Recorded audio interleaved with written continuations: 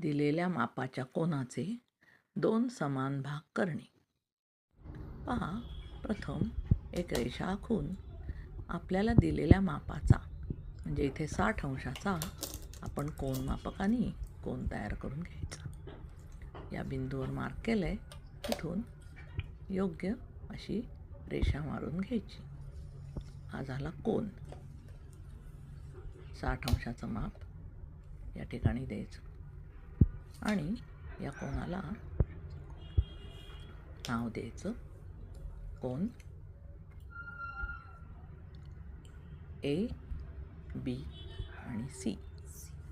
या बी कोनापाशी कंपासमध्ये सोयीस्कर अंतर घेऊन या कोनावरती एक पूर्ण असे चाप मारून घ्यायचा. या ठिकाणी एक्स आणि वाय हे दोन बिंदू आपल्याला मिळालेले आहेत. लाल मार्कने मुद्दाम मी कंपासचे चाप मारत आहे.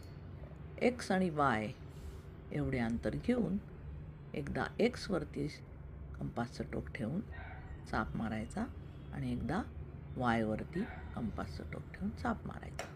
हा जो छेदनबिंदू मिळतो त्याला बी हा बिंदू जोडून बरोबर 60 अंशाच्या कोनाचे दोन समान भाग तयार झाले आहेत.